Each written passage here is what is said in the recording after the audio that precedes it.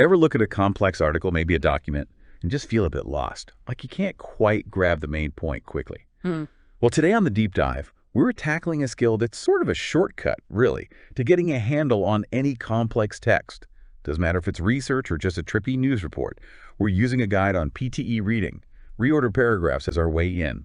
Because, honestly, this task mirrors how we build real understanding of written stuff, our mission, to help transform how you approach complex texts, not just for a test, but, for everyday life. Absolutely. And this is super practical if you're doing the PTE reading section. It's the third highest scoring task, actually. Could be anywhere from, say, 8 to 12 marks, depending on the test version, but it's real value. It goes way beyond test scores. What this task really hones is your skill to synthesize information fast, to see the logic inside any piece of writing. It's fundamental, really, in today's world, right? With so much information flying around. Okay, yeah, let's unpack that. The guide mentions two main kinds of paragraphs we often see here. There are anecdotal ones. Those are more like little stories, narratives, and then topical paragraphs, more like what you'd find in newspapers, magazines, dealing with specific subjects. Exactly. Topical ones are usually more structured, fact-based. And the guide gives a really practical tip for the test itself, doesn't it? Yeah. About moving the answers around. Oh, yeah, that's a great point. It suggests that if you think a sentence fits somewhere, you can actually drag and drop it on the screen, then immediately reread the sequence. Does it flow? Does it make logical sense? It's a way to test your hypothesis on the spot. Very handy. Smart. So what's the core idea behind why this works? What's the guide say is really going on? Well, what's really fascinating and what the guide zeroes in on is this concept of referentiality. Think of it like being a detective almost. You're tracking pronouns it, they, he, she, this, that. Which noun does this pronoun actually point back to? Following that trail, that's how you uncover the hidden structure, the logic of the text.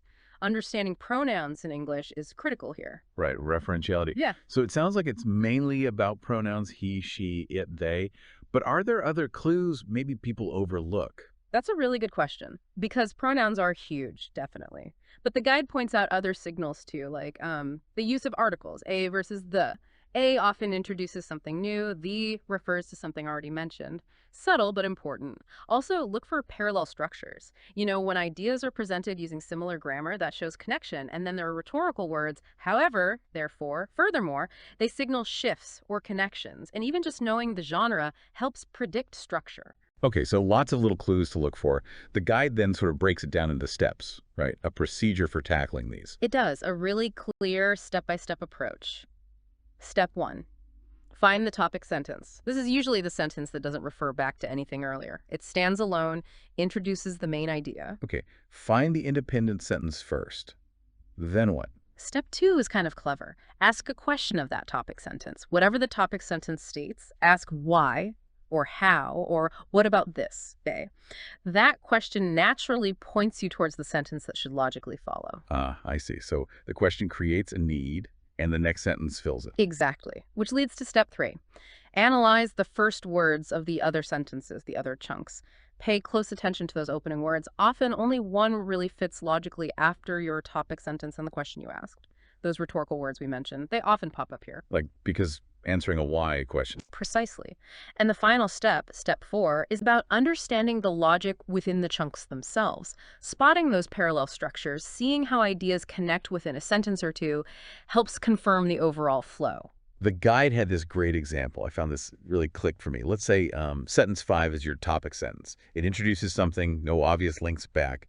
The guide suggests you'd immediately ask maybe, why is this ticketing system described as a world first? And then you look at the starts of the other sentences. A sentence starting with this system or because it allows fits perfectly as an answer, right? Right. It directly addresses the implied question. Whereas sentences starting but or nevertheless. The guide says those are rhetorical signals. They usually come after you've made a point, maybe to offer a contrast or to loop back to something earlier. They don't typically follow directly from the initial topic statement as a primary explanation. It's like learning to read the text's own signposts. Really interesting stuff. It really is. And ultimately what this all comes down to, is that getting good at reordering paragraphs isn't just about exams. It sharpens your eye for the internal logic in any communication you encounter, any writing.